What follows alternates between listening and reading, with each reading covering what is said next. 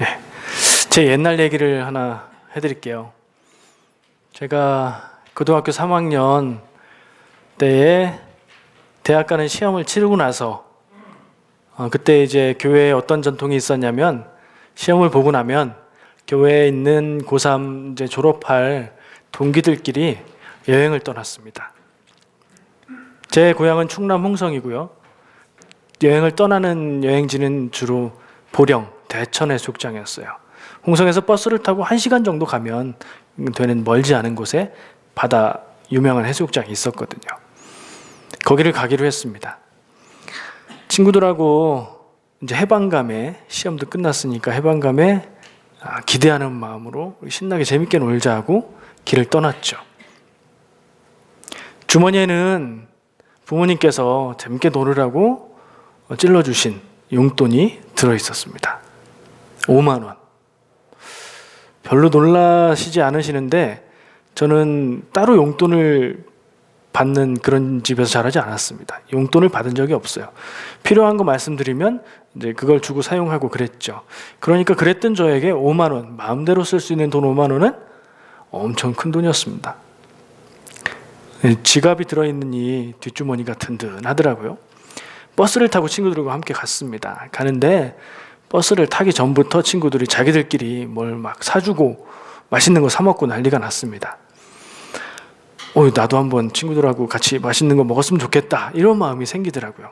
뭘 사줄까 이런 생각하다가 버스를 타고 가는 시간 동안 이제 어떻게 할까 고민을 하는데 아까운 마음이 들었어요.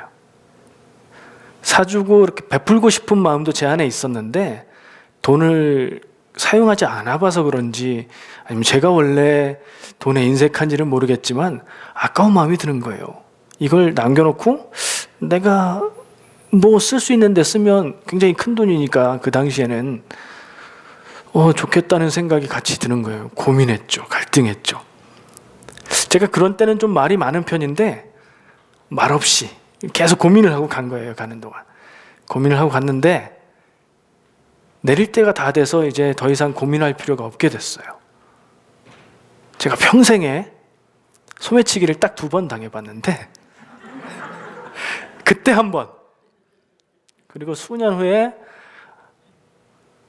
학생들 데리고 이탈리아에 가서 국제적인 소매치기를 당했었죠. 전화기, 그 당시에는 윈도우 스마트폰이라고 안 했고 PDA 폰이라고 하던 거 있어요. 윈도우 폰. 그걸 갖고 다녔는데 없어진 거예요. 그 2번의 소매치기가 있었는데 그 한 번, 바로 그 순간이었어요. 이제 고민할 필요가 없어졌죠. 근데 제 마음이 어땠겠어요? 쓰리고 안타깝고 답답하고 황당하고 이거 어떻게 해야 되나 그러면서 어떤 마음이 들었을까요? 어차피 없어질 돈 시원하게 사주긴 할걸. 그런 생각이 드는 거예요. 그 경험이 웃으면서 얘기할 수 있는 지난 일이 돼버렸지만 저의 행동에 영향을 주었습니다. 그 다음에는 제가 그렇게 통이 크지 않은지라 아무 때나 막 쏘고 그러진 않았지만 누군가에게 뭔가를 사야 되겠다, 베풀어야 되겠다는 마음이 생기면 주저하고 망설이는 게 훨씬 덜해졌어요. 이거 지금 안 쓰면 언제 어떻게 없어질지 모르겠다는 그때 기억 때문에 그렇죠. 사람이 경험에 따라서 생각이 바뀌고 생각이 바뀌면 행동이 달라지더라고요. 그 얘기를 처음 시작으로 한번 꺼내고 싶었습니다. 생각의 차이는 행함의 차이를 가져온다. 우리가 말씀을 듣고 하나님 말씀을 우리가 이전에 늘 살아가던 생각과 사고방식이 아닌 하나님이 성경 본문을 통해서 주시는 그 생각을 한번 경험해보고 그리고 나서 우리 변화된 생각으로 하나님 뜻 안에서 살아가면 좋겠다는 생각을 해봅니다.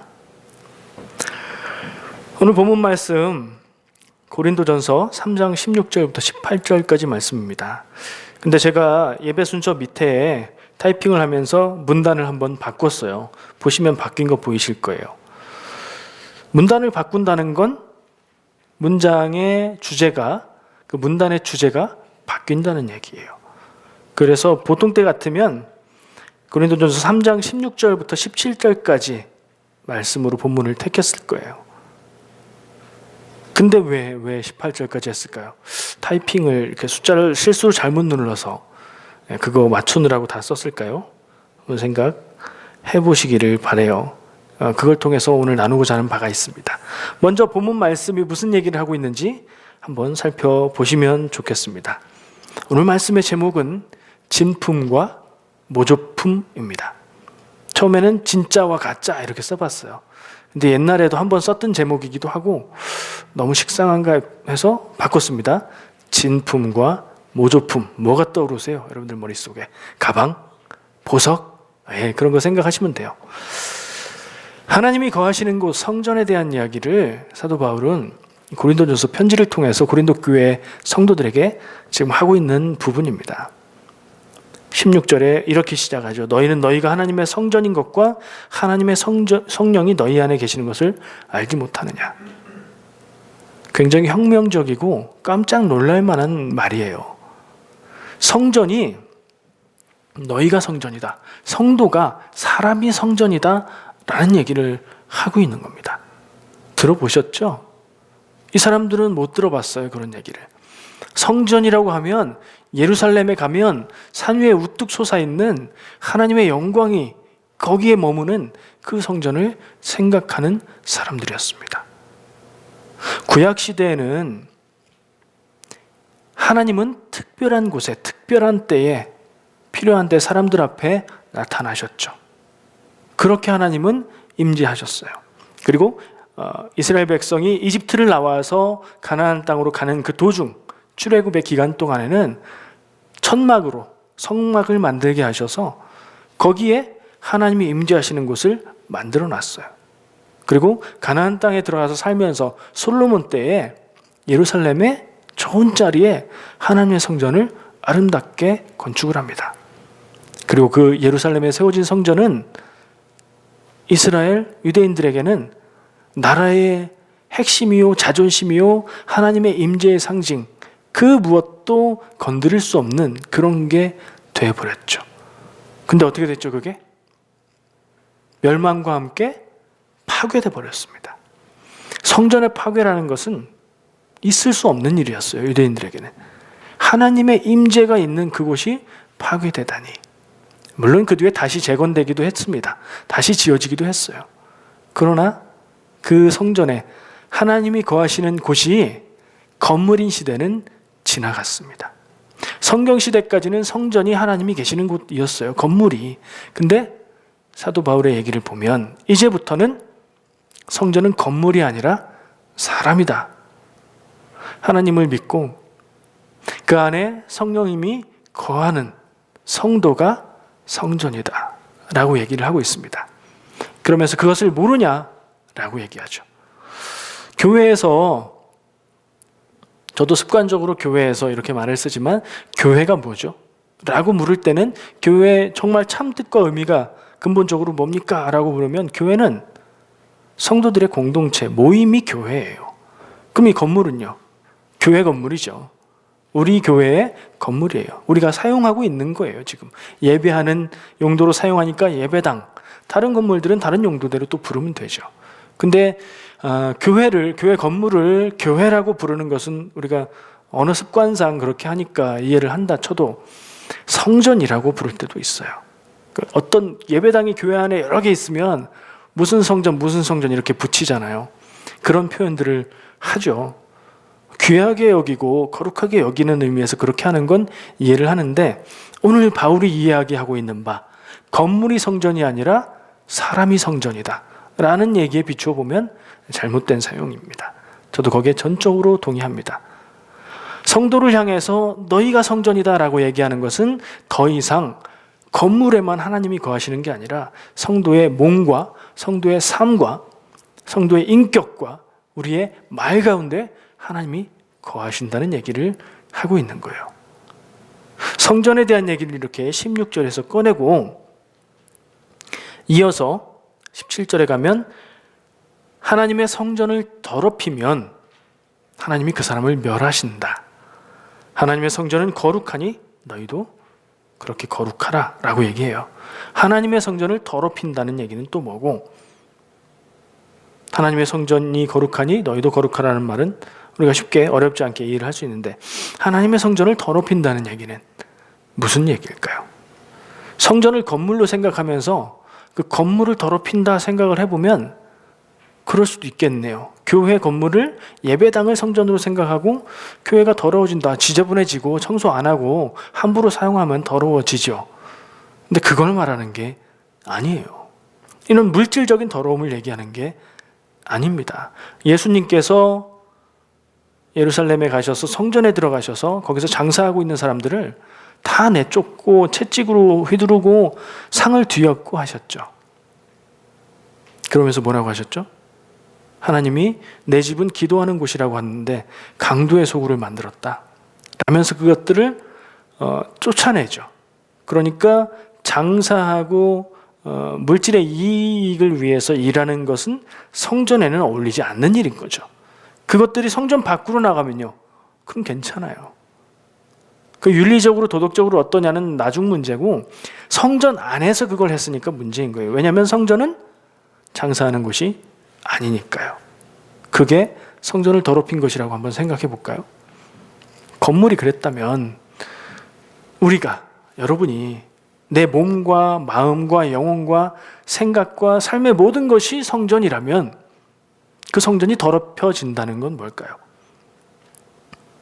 목욕을 안 해서 조금 냄새나고 이런 거요? 그게 아니죠. 죄 짓는 거. 하나님은 죄와 같이 있을 수 없는 분입니다.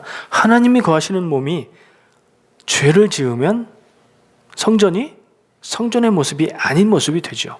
맞아요. 성도로서 온전치 않은 죄를 짓는 모습, 성전을 더럽히는 일입니다. 근데 그게 세상에서 얘기하는 법이 말하고 있는 죄, 아니면 사람들이 보통 생각하고 있는 나쁜 짓인가요? 그럴 수도 있어요. 그러나 본질적으로 그거하고 다릅니다. 성경이 말하는 죄는 하나님 안에서 하나님에게 속하지 않은 것, 하나님에게서 멀어진 것, 하나님으로부터 멀어지게 만드는 것들이 죄예요. 성도의 삶에 하나님이 아닌 다른 것이 더 귀한 자리에 가 있으면 그게 죄가 되죠. 그게 우상숭배가 돼요. 현대의 우상숭배는 하나님보다 더 의지하고 하나님보다 더 사랑하는 것이 있다면 그게 우상이 됩니다.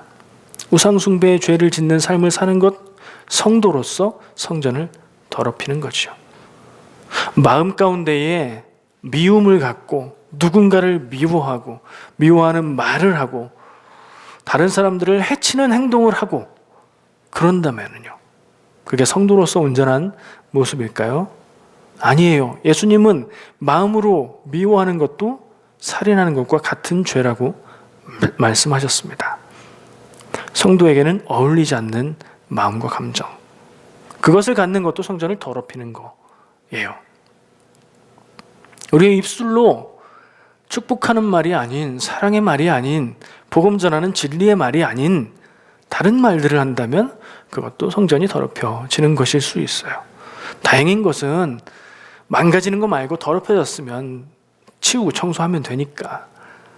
우리의 삶의 모습이 내가 보아서 성도의 삶과 맞지 않으면 안타깝고, 그러나 우리가 그렇다고 거기서 무너지는 것이 아니라 하나님 앞에 우리 자신을 돌아보고 깨끗게 하고 온전한 성도의 모습으로 살아가겠다 하는 게 17절의 마지막에 말하고 있는 성전은 거룩하니 너희도 그러하니라 가 되겠죠.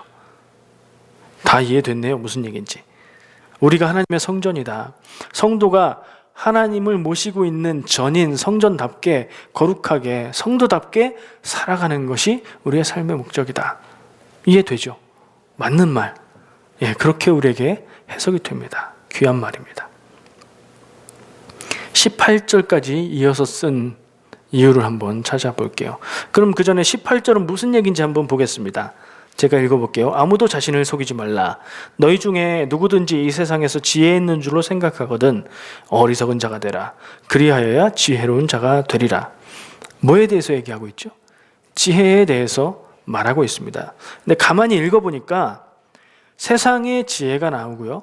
그리고 말로 다루고 있지는 않지만 어리석은 자라고 대변되는 세상의 지혜와는 다른, 세상의 지혜로 판단할 때는 어리석은 어떤 다른 지혜가 나오고 있습니다.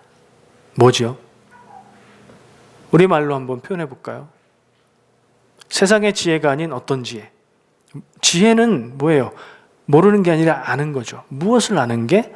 이 세상의 지혜로 볼 때 어리석은, 그러나 오늘 말씀에서 얘기하고 있는 참다운 지혜일까요? 무엇을 알아야 될까요? 가장 중요한 거, 가장 다른 건 다 있고 몰라도 이거 꼭 알아야 되는 가장 중요한 거, 복음이죠. 왜요? 우리의 영원한 영혼의 생명이 거기에 달려있기 때문에요. 우리는 다 그 복음을 알고 복음으로 구원받고 복음을 믿음으로 구원받고 그 복음을 전하는 자들이죠. 복음을 아는 지혜, 복음은 뭐죠? 구원으로 가는 길. 구원을 아는 지혜, 그건 어디에 있죠? 성경 말씀에 있어요. 하나님 말씀에 있어요. 하나님 말씀을 아는 지혜, 하나님의 마음과 뜻을 아는 지혜, 진리를 아는 지혜, 뭐 이런 식으로 표현할 수 있을 것 같아요. 세상의 지혜와 하나님의 지혜는 이렇게 구분되는 개념이에요. 세상의 지혜가 하나님의 지혜를 어리석다 그렇게 볼 때에, 그러면 반대로 진리를 아는 지혜인 하나님의 지혜가 세상에서 지혜롭다고 하는 그 생각과 말들을 바라볼 때에 참으로 어리석다라고 또 판단할 수 있지 않을까요?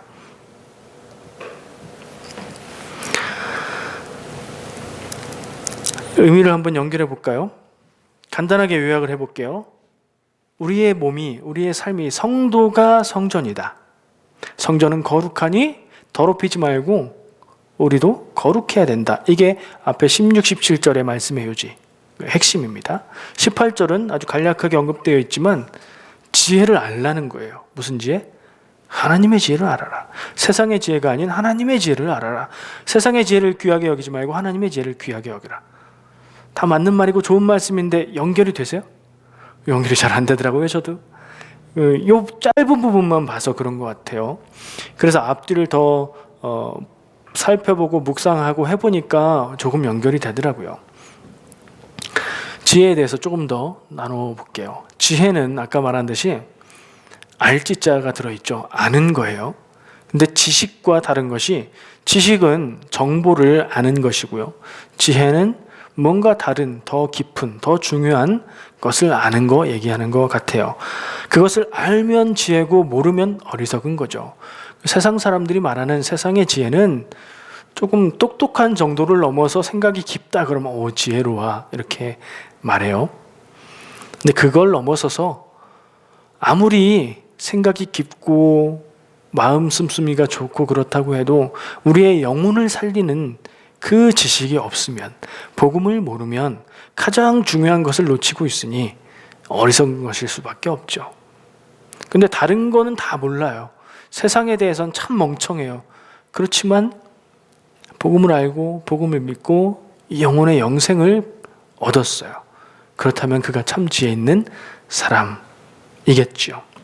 사람이 안다는 것은, 사람이 뭔가를 안다는 것은 굉장히 제한적이라는 생각을 많이 합니다. 우리 모두 오랜 시간 배웠잖아요. 학교에서 수십 년을 공부하고 배웠죠. 우리가 아는 게 많습니다. 굉장히 많아요. 근데 그것 가지고 세상을 사는데 답이 확실히 보이지 않을 때가 많아요. 그래서 가만 생각해 보면 우리가 안다고 생각하는 것조차 우리가 정말 알고 있는 건가 하는 생각도 들고요. 또 한 가지, 사람이 안다는 것이 제한적이라는 증거가 있는 게, 우리가 대화를 하다 보면 오해하는 경우가 많아요. 나는 이런 뜻으로 이런 말을 했는데 저 사람은 내 그 말을 듣고 다른 뜻으로 알아들어요. 오해라고 하죠. 이해를 잘 하지 못하는 대화를 해요. 심지어 가장 가까운 사이에도 그래요. 부부간에도 아무리 설명을 해도 못 알아듣고 던지는 말 오해해서 엉뚱하게 생각하기도 하고요. 가장 친한 친구 사이에도 말에 오해가 있을 수 있어요. 가장 가까운 사람도, 나를 가장 잘 아는 사람도 서로 이렇게 이해에 문제가 생기는데, 사람이 뭔가를 안다는 것이 더 오해인 경우가 더 많지 않을까 하는 생각도 해봐요. 지식의 차원에서 봐도 사람들이 연구를 해서 많은 것을 밝혀내고 자연의 많은 것들을 알고 이제는 거의 다 정복했다 뭐 이런 얘기를 하지만 정말 온 세상과 우주의 모든 지식을 거의 다 알까요? 사람이? 다른 존재들에 비해서 월등하게 많은 건 사실이지만 아니에요. 우리가 안다는 건 참으로 제한적입니다. 그럼 우리에게 그런 것을 깨달은 다음에 우리에게 요구되는 건 뭐예요? 우리가 무엇을 알고 확신하는 데 있어서 겸손해야 돼요. 내가 확실하게 안다고 생각하는 것조차도 다른 사람이 더 확실하게 알 수도 있고 내가 잘못한 것을 철석같이 믿고 있는 경우도 있을 수 있거든요. 소크라테스가 그런 얘기를 했다고 그래요. 너 자신을 알라? 아니요. 그 얘기는 사실은 다른 사람이 한 거래요. 유명한 말이긴 하지만 무슨 얘기를 했냐면 안다는 것은 아는 것을 안다고 하고 모르는 것을 모른다고 하는 것이다. 그리스 말로 했겠지만 우리말로 번역된 말을 전 들었어요. 사람들은 안다고 얘기합니다. 자기가 모르는 것도 안다고 말하고 아는 것처럼 착각하고 자기는 이해할 수 있는 것처럼 생각하죠. 소크라테스의 말에 비춰보면 그 사람은 아무것도 모르는 사람. 자기가 아는 것은 안다고 얘기하고 모르는 것까지 안다고 안 하고 모르는 건 전 그건 몰라요 라고 말할 수 있으면 그 사람은 아는 사람이라는 거죠. 거의 똑같은 말을 공자도 얘기했대요. 논어에 남아있답니다. 우리가 진리를 알아야 되겠는데 하나님의 지혜를 알아야 되겠는데 우리가 무엇을 안다는 것이 이렇게 제한적이고 이렇게 오해가 많다면 참 고민이 됩니다. 그래서 우리의 기도가 하나님의 뜻을 알고 하나님의 말씀을 아는 데에 좀 집중이 되면 조금이라도 낫지 않을까 생각을 해봅니다. 좀 더 살펴볼게요. 성경 말씀을 볼 때 뒤도 보고 앞도 보고 그러면 조금 더 그 말씀이 명확해질 때가 있어요. 11절에서 15절 이게 앞인가요 뒤인가요? 저는 이게 앞인 것 같아요. 근데 뒤라고 생각하는 분들도 있죠. 기준에 따라서 다르겠죠. 어쨌든 오늘 본문의 앞부분에 있는 11절에서 15절까지 말씀을 한번 살펴볼까요? 거기서 이런 말씀을 주고 있습니다. 모든 것의 기초는 같은데 그게 예수 그리스도다. 기초가 같은데 예수 그리스도다. 이게 뭘 얘기하는 건지는 여기서 찾을 수 있어요. 무엇의 기초가 예수 그리스도죠? 똑같이 교회 다니는 사람의 자격 뭐 이런 건가요? 아니 뭔지 모르겠나요? 넘어갈게요. 어쨌든 기초는 동일한데 예수 그리스도다. 그리고 그 후에 쌓아가는 공력, 해가는 일들, 노력하는 것들이 있는데 그게 금이나 은이나 보석처럼 좋은 거죠. 비싼 거, 귀한 것일 수도 있고 그게 나무나 풀이나 집처럼 그건 뭐 별거 아니죠. 별거 아닌 것일 수도 있어요. 근데 그 뒤에 무슨 얘기가 나오냐면 불에 타면 나무나 풀이나 집은 다 없어진다는 얘기를 하죠. 그러면요, 금과 은과 보석은 불에 타나요? 불 속에 넣으면 뭐 그름이 묻을 수는 있겠지만 불에 타는 물질이 아닙니다. 그러니까 이 두 가지 그룹의 차이는 귀한 것과 덜 귀한 것도 있고 불에 안 타는 거, 불에 타는 것 차이도 있어요. 이 두 가지를 얘기해요. 기초는 예수 그리스도다. 뭐 얘기하는 걸까요? 구원에 관한 얘기예요. 구원의 기초는 예수 그리스도. 맞죠?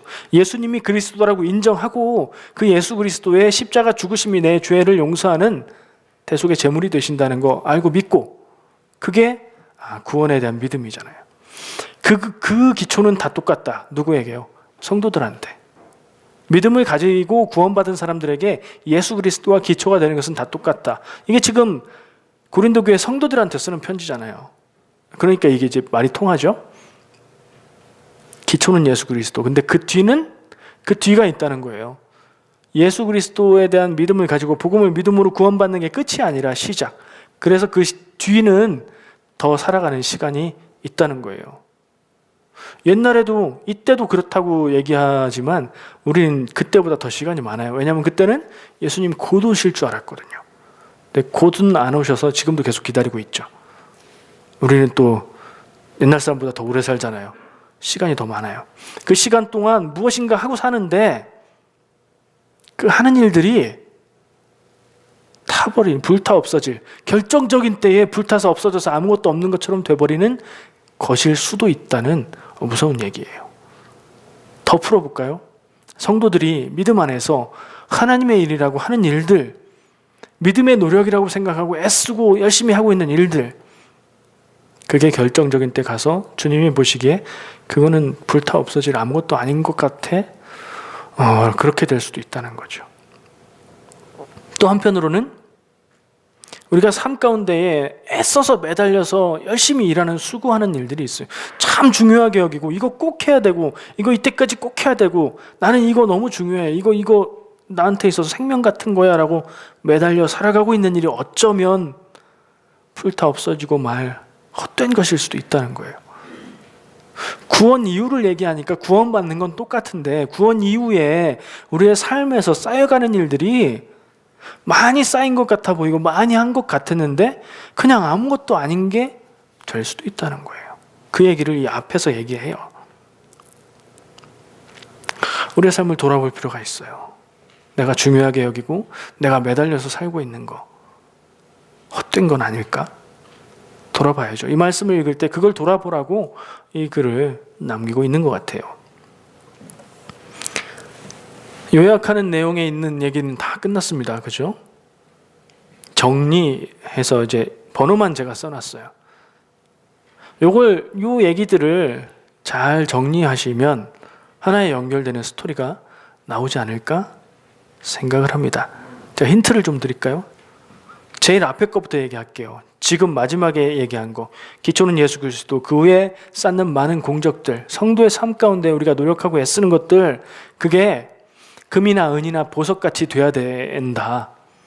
그걸 위해서 우리가 살아라 라고 얘기하는 거예요. 근데 어떻게 알아요? 모르죠. 아는 건 뭐하고 연결돼요? 아까 지혜 얘기했죠. 우리가 애쓰고 힘쓰고 중요하게 생각해야 되는 게 뭔지 아는 것, 그것이 지혜. 구원의 지혜, 하나님의 지혜가 그거라고 생각할 수 있죠.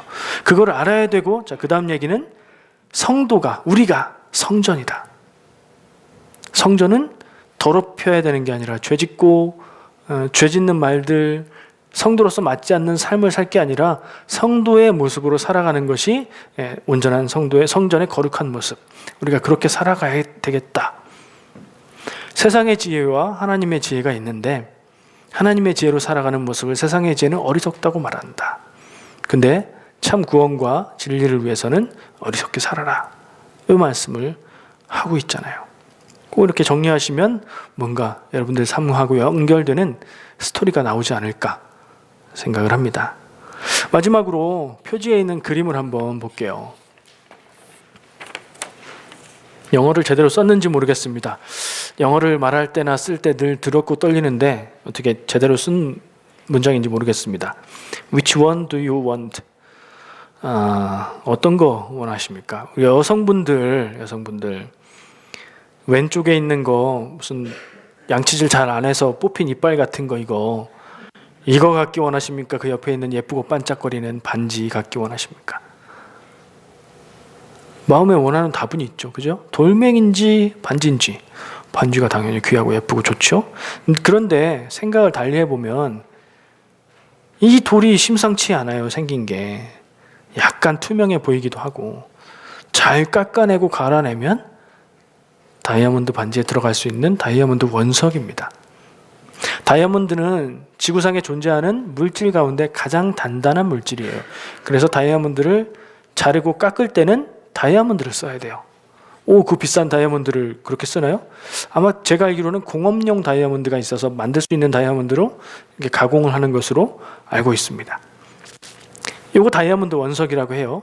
근데 뭐 원석이 비싸겠습니까? 가공된 반지가 더 비싸겠지요? 생각하는 순간 이런 생각 안 해보셨어요? 다이아몬드처럼 보인다고 다 다이아몬드는 아니라는 거. 제가 이 이미지를 모조품 다이아 반지 모조품 다이아몬드 반지로 검색해서 찾은 이미지예요.